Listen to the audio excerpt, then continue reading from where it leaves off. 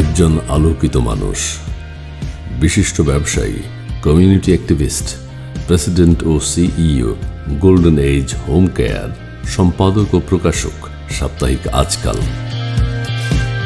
জনাব শাহ নেওয়াজ একজন আলোকিত মানুষ।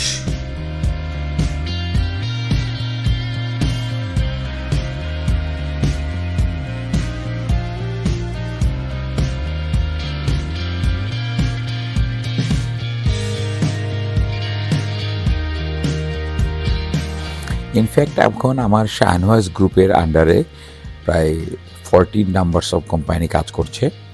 তাই তার ভিতরে আমরা সবচেয়ে বৃহত্তর কোম্পানি বলা যায় যে গোল্ডেন এজ হোম কেয়ার, পরবর্তীতে আমার নিউ ইয়র্ক ইন্স্যুরেন্স ব্রোকারেজ, এরপরে রয়ে গেছে আমার new York senior adult day care, এবং আমাদের রয়ে গেছে নিউ ইয়র্ক কার সার্ভিস, যেটাকে লিমো সার্ভিস বলছি আমরা। এরকম বেশ কতগুলো প্রতিষ্ঠান, এর মধ্যে আমার স্কুল রয়ে গেছে দুটো স্কুলই, এরাও ভালো করছে। কী ধরনের? সুতরাং স্কুল বলতে একটা নার্স ট্রেনিং স্কুল, যেটা আমরা এইচএইচ অ্যান্ড পিসিএ ট্রেনিংয়ে দিয়ে থাকি। আরেকটা রয়ে গেছে আমাদের ড্রাইভিং ট্রেনিং স্কুল, ওর সাথে আমাদের ডিএমবি এক্সপ্রেস সার্ভিস রয়ে গেছে, যাতে কোনো ব্যক্তি যদি ডিএমবিতে যে অ্যাপয়েন্টমেন্ট করে লাইনে দাঁড়িয়ে কোনো সার্ভিস নিতে হবে না, আমার এখানে আসলে সাথে সাথে সার্ভিস নিতে পারবে। আমরা যদি স্টাফ ক্যালকুলেশন করি, দ্যাট ইজ আমাদের আন্ডারে যাদেরকে পেরোল বলি, আমরা যদি পেরোল বলতে হয় তাহলে আমাদের প্রায় অলমোস্ট 4000 পিপুলের জন্য পেরোল আমাদেরকে করতে হয়। And that payroll yearly volume চলে আসে অলমোস্ট $170 মিলিয়ন মতো পেরোল চলে আসে আমাদের সবগুলো কোম্পানিকে মিলিয়ে। আচ্ছা, 4000 স্টাফ আছে, যে আমাদের 4000 মতো স্টাফ, সবই W2 স্টাফ, কারণ W2 আমাদের এখানে স্যালারি দিতে হয়, W2 স্টাফ লিগাল স্টাফ। এবং এই স্টাফদের ভিতরে যে শুধু বাংলাদেশি তা বলবো না, এই স্টাফদের ভিতরে সব দেশই আছে। আমার অফিসের স্টাফদের ভিতরেও সব দেশই আছে। এখানকার আমেরিকানদের ভিতরে হোয়াইট আমেরিকান, স্প্যানিশ, দেন আমাদের আফ্রিকান, জামাইকান এবং গায়ানিজ, এবং সব দেশের লোকে আমাদের এখানে কাজ করছে। স্প্যানিশ কাজ করছে, ইভেন চাইনিজ কাজ করছে আমাদের এখানে। প্রথম বিজনেস বলতে গেলে আমি নিউ ইয়র্ক ইন্স্যুরেন্স ব্রোকারেজ করি। তখন আমরা টিএলসি সার্ভিস দিয়ে থাকতাম, টিএলসি ইন্স্যুরেন্স করতাম। আমি যখন নিউ ইয়র্ক ইন্স্যুরেন্স ব্রোকারেজ করি তখন বাংলাদেশি কোনো ব্রোকারেজ সার্ভিস ছিল না টিএলসি সার্ভিস দেওয়ার জন্য। টিএলসি ড্রাইভাররা অনেক সাফার করতেন, ওনারা বিভিন্ন সময় বিভিন্নভাবে প্রতারিত হতেন বিভিন্ন জায়গায় বিভিন্ন ব্রোকারের মাধ্যমে। তখন আমরা এটা করে আমরা সার্ভিস দেওয়া শুরু করি, এবং আমাদের সততার জন্য এবং আমাদের পরিশ্রমের জন্য আজকে নিউ ইয়র্ক ইন্স্যুরেন্স ব্রোকারেজ এই সাউথ এশিয়ার ভিতরে one of the largest insurance brokerage company হিসেবে দাঁড়িয়ে আছে। আসলে নতুন কোম্পানি বলতে খুব রিসেন্টলি আমি একটা ডে কেয়ার সার্ভিস চালু করেছি, যেটা হোম কেয়ার সার্ভিস ছিল, যে আমরা সার্ভিস দিতাম পেশেন্ট যখন বাসায় থাকে তখন পেশেন্টকে দেখাশোনা করতে হয় একজন এইড, এটা ছিল হোম কেয়ার সার্ভিস। আর ডে কেয়ার সার্ভিস বলতে যে পেশেন্ট সপ্তাহে অন্তত 2 দিন অথবা 1 দিন অথবা 3 দিন তারা আমাদের ডে কেয়ারে আসবে, এবং এখানে এসে তারা সময় কাটাবে। এখানে এসে তারা খেলাধুলা করতে পারে, এখানে তারা নামাজ পড়তে পারে, এখানে তারা মুভি দেখতে পারে, এখানে তারা এসে বিভিন্ন শিক্ষণীয় কথা শুনতে পারে, এবং সেখানে তারা কিছুটা হালকা ব্যায়ামও করতে পারবে, এক্সারসাইজ করতে পারবে। সব কিছুতে এরা সকালে আসবে, নাস্তা খাবে, দুপুরবেলায় খাওয়া দাওয়া করবে, আমরা গাড়িতে করে নিয়ে আসবো এবং পৌঁছে দেবো। এটাকে ডে কেয়ার সার্ভিস বলে। তো এটাতে আমরা ভালো করছি, এবং আস্তে আস্তে করে এটা আমাদের এখন বর্তমানে নিউ ইয়র্কে 2টা ব্রাঞ্চ আছে, এবং আরও 2টো খুব বৃহৎ আকারে ব্রাঞ্চ নিয়ে আমরা এটা ডেকোরেশনে কাজ করছি। আশা করছি 1 থেকে 1.5 মাসের ভিতরে আমরা এই 2টো ব্রাঞ্চকে ওপেন করতে পারবো, এবং এটা হবে একটা বড় ধরনের সার্ভিস। এবং আমাদের এখন new York department of health বলছে যে ডে কেয়ারটাকে ম্যান্ডেটরি করে দিচ্ছে। সো ডে কেয়ার প্রত্যেকেরই থাকতে হবে যারা হোম কেয়ার সার্ভিস নেবে। সো এটা একটা ভালো ধরনের সেবামূলক প্রতিষ্ঠান গড়ে উঠছে। আসলে এটা শুধু বিজনেস না, এটা আসলে মানুষ সেবা করার কথা।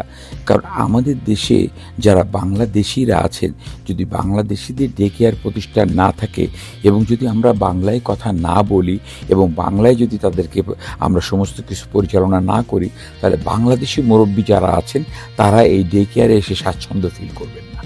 তার যার কারণে এটা একটা সেবামূলক প্রতিষ্ঠান বলা চলে। Profit is not the main issue, profit is a part of business.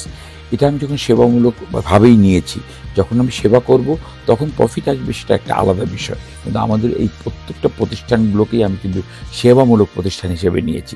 যতটুকু সেবা করা যায়, যত করে আমরা আমাদের কমিউনিটিকে সেবা দিতে পারি, এটাই হলো আমাদের মূল উদ্দেশ্য।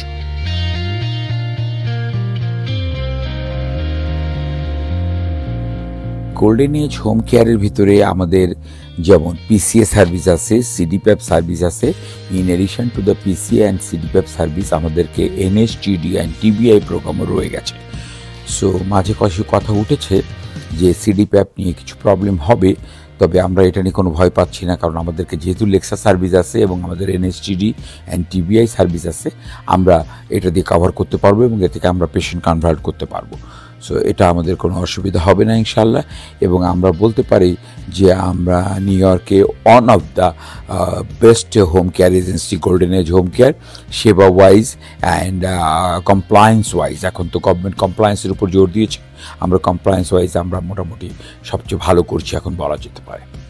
কতগুলো ব্রাঞ্চ আছে আমাদের? আপাতত গোল্ডেন এজ হোম কেয়ারের 8টা ব্রাঞ্চ আছে আমাদের সমস্ত নিউ ইয়র্ক মিলে। যেহেতু আমরা নিউ ইয়র্ক স্টেটে কাজ করি, নিউ ইয়র্ক স্টেটের আমাদের আলবেনি, নিউ ইয়র্ক স্টেটে আমাদের বাফেলো এবং আমাদেরকে বিংহামটন, অরেঞ্জ কাউন্টি, এগুলো সব কাউন্টি আমাদের কাভারেজ আছে। আমরা 62 কাউন্টিতে সার্ভিস দিতে পারি এখন বর্তমানে। আসলে বাংলাদেশের কথা ভেবে আমি বাংলাদেশের মানুষের জন্য অনেক কিছুই করে থাকি।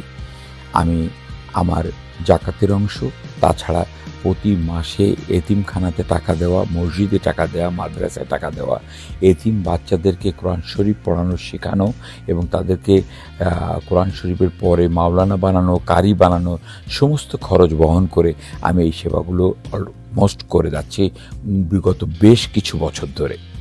এটা অনেক দিন ধরে আমার আম্মা থাকা অবস্থায়, জীবিত থাকা অবস্থায় করে গেছেন এবং আমি, আমার পরিবার, আমরা সবাই মিলে এটা করছি। আমার স্ত্রীও করছে, আমিও করছি। আমরা এই সেবামূলক কাজের সাথে জড়িত আছি বাংলাদেশে, সবসময় এটা করছি বাংলাদেশের জন্য। তবে বাংলাদেশে আমার সত্যিকার কথা বলতে কোনো বিজনেস নাই, আমি সমস্ত ব্যবসা প্রতিষ্ঠানটাই আমার নিউ ইয়র্কে। ইনফ্যাক্ট সবগুলো বিজনেসই প্রফিটেবল, তবে প্রফিট ওয়াইজ যদি কথা বলতে হয় তাহলে golden age home care profit wise সবচেয়ে ভালো করছে। আর প্রেস্টিজিয়াস যদি বলতে হয় তাহলে বলতে হয় যে আমার একটা উইকলি নিউজ পেপার আছে যেটা নিউ ইয়র্ক থেকে প্রকাশিত হয়, সেটার নাম হলো উইকলি আজকাল। তা আমি উইকলি আজকালের প্রকাশক এবং সম্পাদক। এই উইকলি আজকালের প্রকাশক এবং সম্পাদকের পদটাকে আমি রেখে আমি এটাকে খুব একটা সম্মানীয় পজিশন মনে করি এবং এটা বলতে আমি খুব স্বাচ্ছন্দ্য বোধ করি যে হ্যাঁ, আমি উইকলি আজকালের একজন এডিটর। সো যার কারণে আমি বলবো যে পত্রিকা জগতের সাথে থাকাটা আমার কাছে একটা সম্মানজনক অবস্থান। এখনো পর্যন্ত আমি ওরকমভাবে চিন্তা করিনি ইলেকট্রনিক মিডিয়াতে যাব কি না।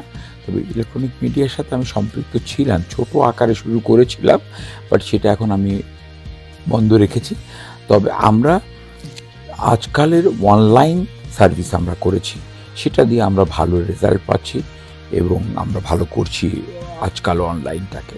সেটা আমরা যেটাকে আজকাল ডিজিটাল বলছি বা আজকাল অনলাইন বলছি, এটা মোটামুটি ভালো করছি আমরা।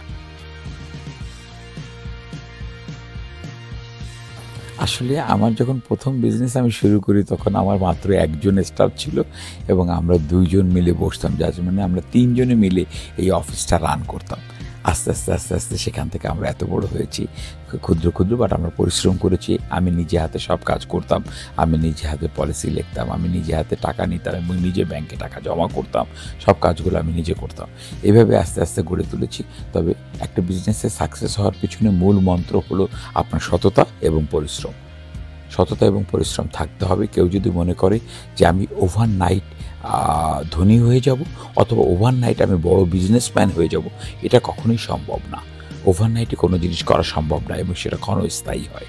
যার কারণে আপনাকে পরিশ্রম করতে হবে এবং সততার সাথে পরিশ্রম করতে হবে। কারণ এদেশে যদি সততার সাথে বিজনেস না করা যায় তাহলে সে টুডে অর টুমরো সার্ভাইভ করতে পারবে না। এদেশে ক্রেডিট বলে একটা জিনিস আছে, if I lose the credit I lose everything. So যার কারণে আমাকে এই বিষয়টার দিকে খেয়াল রাখতে হবে এবং সেই বিষয়ের দিকে আমি খেয়াল রেখেছি, যার কারণে আজকে আমি এত দূর আসতে পেরেছি। আমাদের এখানকার জন্য স্টাফ এবং মালিকের সম্পর্ক হওয়া উচিত সম্পূর্ণ একটা পারিবারিক সম্পর্ক। কখনই সেখানে বসিং করা যাবে না এবং কেউ কাজে ভুল করলে তাকে কোনো রকম চিল্লাচিল্লি করা যাবে না, কারণ তাকে কাজ শেখাতে হবে। আর কাজ শেখালে সে তখন ভুল করবে না, ভুল কমে আসবে। সুতরাং আমার প্রতিষ্ঠানের প্রত্যেকটা কর্মচারীর সাথে আমার পারিবারিক সম্পর্ক, বন্ধুত্বমূলক সম্পর্ক, এবং আমি যখন অফিসে যাই সবাই খুশি হয় যে হ্যাঁ উনি অফিসে এসেছেন, যদি আমাদের কোনো সমস্যা হয়, কোনো প্রবলেম হয়, সে সম্পূর্ণ উনি দেখাশোনা করবেন, ওনার কাছে আমরা যে বলতে পারবো এবং সমস্যার সমাধান করা যাবে। তো এই সম্পর্কটা কিন্তু খুব বড় জিনিস, যার কারণে আপনাদের সবার প্রতি আমার অনুরোধ, আপনারা যারা ব্যবসা করেন আপনারা আপনাদের কর্মচারীদের সাথে খুব ভালো ব্যবহার করবেন এবং পারিবারিক সম্পর্ক গড়ে তুলবেন। আমি খুবই গর্বিত এবং আমি আনন্দিত। আমি সৃষ্টিকর্তা রব্বুল আলামিনের কাছে শুকরিয়া আদায় করি। আমার একটা মেয়ে এবং একটা ছেলে, তারা পড়াশুনো করেছে, পড়াশুনো কমপ্লিট করেছে এবং তারা এখন দুজনেই আমার অফিসে বসে এবং তারা নিয়মিত অফিস করে এবং আমাদের সাথে সম্পূর্ণ সম্পর্ক রাখে। যে সম্পর্ক রাখে শব্দটা কেন বললাম, এই কারণে যে আমাদের সন্তানরা আমাদের কথার বাইরে কোথাও যায় না এবং সম্পূর্ণ সকালে বিকালে আমাদের সাথে থাকে এবং একসাথে আমরা সকালে ব্রেকফাস্ট করি, দুপুরে খাওয়া দাওয়া করি এবং রাতের একসাথে খাওয়া দাওয়া করি। তারা অফিস করছে ফুল টাইম, অফিস দেখাশোনা করছে। সো আমার ওয়াইফ ফুল টাইম অফিস করে, সো আমার ওয়াইফ এবং আমার বাচ্চারা আমার এই সাম্রাজ্য দেখাশোনা করে রাখতে পারবে ইনশাআল্লাহ। সত্যি কথা বলতে আমি অনেকদিন ধরে মেইন স্ট্রিম পলিটিক্সের সাথে জড়িত এবং আমি একবার নির্বাচন করেছি এবং আমি এখন কুইন্স কমিউনিটি বোর্ড 12-এর মেম্বার এবং পরবর্তীতে যখন আমি বিজনেস থেকে রিটায়ারমেন্টে যাব হয়তো নির্বাচন করার ইচ্ছা আছে। তবে আমি লায়ন্স ক্লাবের সাথে জড়িত। আমি লায়ন্স ক্লাবের 3 বারের প্রেসিডেন্ট ছিলাম। তাছাড়া আমি বর্তমানে লায়ন্স ক্লাবের যে ডিস্ট্রিক্ট কমিটি আছে, যেটা ক্যাবিনেট কমিটি আমরা বলি, এই ক্যাবিনেটের আমি regional chair, at the same time কমিটির আমি অডিটিং কমিটির চেয়ারম্যান এবং এখানকার যে মেম্বারশিপ অ্যাপ্রোচ চেয়ার কমিটিরও আমি চেয়ারম্যান। সো আমি 3টা পজিশন হোল্ড করছি আমার ডিস্ট্রিক্টে। আর আমি পাস্ট প্রেসিডেন্ট হিসেবে আছি, যেহেতু গত বছর আমি প্রেসিডেন্ট ছিলাম, এখন ইমিডিয়েট পাস্ট প্রেসিডেন্ট হিসেবে আছি। তবে আমাদের আগামী বছর আমাদের ক্যাবিনেটের যে ইন্টারন্যাশনাল MD20 যে নির্বাচন রয়ে গেছে, সেই নির্বাচনে আমি আশা ব্যক্ত করছি যে আমি সেকেন্ড ভাইস গভর্নর হিসেবে নির্বাচন করব। আসলে সত্যি কথা বলতে যে বাংলা সংস্কৃতি একটি ঐতিহ্যবাহী সংস্কৃতি। আমরা যেহেতু বাংলা ভাষায় কথা বলি, বাঙালি, আমরা বাংলাদেশি, সুতরাং আমরা চাই আমাদের নেক্সট জেনারেশনগুলো যেন আমাদের এই সংস্কৃতিকে ভুলে না যায়, বাংলা ভাষাকে যেন তারা ধরে রাখে। কারণ এদেশে যখন তারা আসে তখন এদেশি ভাষায় তারা পরিচিত হয়ে যায় এবং তারা পরবর্তীতে এসে যখন সেকেন্ড ল্যাঙ্গুয়েজ নেয় তখনও তারা অন্য কোনো ভাষাকে পছন্দ করে, সেকেন্ড ল্যাঙ্গুয়েজ হিসেবে বাংলাকে নেয় না।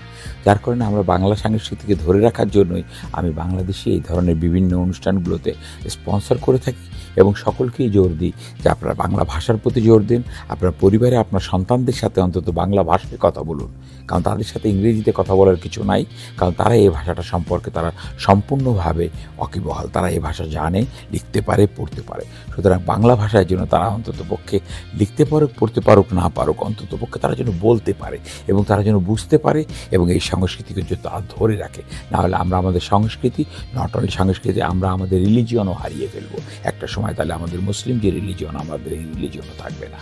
সেই জন্য এটাকে ধরে রাখা আমাদের একটা নৈতিক দায়িত্ব অ্যাজ এ প্যারেন্টস হিসেবে।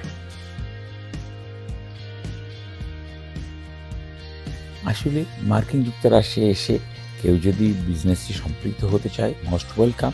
এখানে অনেক সুযোগ রয়ে গেছে বিজনেসে। তবে আপনার অভিজ্ঞতাকে আপনাকে কাজে লাগিয়ে আপনাকে এগোতে হবে যে আপনি কোন বিষয়ে আপনার অভিজ্ঞতা আছে, সেই বিষয়ে আপনি বিজনেস করবেন, কোন ধরনের বিজনেস আপনি করতে চান এবং সেই বিজনেসটা আপনাকে শুরুতে সততার সাথে পরিশ্রম করে করতে হবে। এটা খুব একটা বিষয়, জরুরি বিষয় রয়ে গেছে যে প্রথম কথাটাই কিন্তু বলতে হয়, বারে বারে একটা কথাই আসছে, সেটা সততার সাথে। এই সততার সাথে শব্দটা যদি আমরা কখনো যোগ না করি, মার্কিন যুক্তরাষ্ট্রে কখনোই কোনো লোক ব্যবসা করে এস্টাবলিশড হতে পারবে না যদি সততা না থাকে। যার কারণে যে কোনো লোক আসবে তাদের মোস্ট ওয়েলকাম, তারা অনেক ভালো করতে পারবেন। এদেশে বিজনেসের সুযোগ আছে, এদেশে বিজনেস করার মতো জায়গা আছে এবং স্কোপ আছে। সত্যি কথা বলতে আল্লাহ সুবহানাহু ওয়া তাআলা যেটুকু আমাকে দিয়েছেন আমি সেটুকুতে সম্পূর্ণভাবে সন্তুষ্ট। আমি আল্লাহর কাছে হাজার হাজার শুকরিয়া জানাই। রব্বুল আলামিন আমাকে যতটুকু সুস্থ রেখেছে, আমার পরিবারকে সুস্থ রেখেছে, আমার 2 সন্তানকে সুস্থ রেখেছে এবং আমরা যতটুকু অবস্থানে পৌঁছেছি, যতটুকু সম্মান নিয়ে নিউ ইয়র্কে আছি, এটা আল্লাহর কাছে শুকরিয়া জানানো ছাড়া আর কোনো উপায় নাই। শুধু শুকরিয়াই জানাই, আমি এতে সম্পূর্ণভাবে সন্তুষ্ট। কথা বলেই আমি শেষ করতে চাই। ধন্যবাদ জানাই প্রিয় দর্শক শ্রোতা যারা এই অনুষ্ঠানটা দেখলেন, আমার কথাগুলো শুনলেন। আপনাদের সকলকে ধন্যবাদ জানাই। শুধু ধন্যবাদ জানাই না, আপনাদের সুস্বাস্থ্য কামনা করি। আপনারা সবাই ভালো থাকবেন এবং সুস্থ থাকবেন, আমার জন্য দোয়া করবেন। একজন আলোকিত মানুষ, বিশিষ্ট ব্যবসায়ী, কমিউনিটি অ্যাক্টিভিস্ট, প্রেসিডেন্ট ও CEO, golden age home care, সম্পাদক ও প্রকাশক, সাপ্তাহিক আজকাল, জনাব শাহ নেওয়াজ। একজন আলোকিত মানুষ।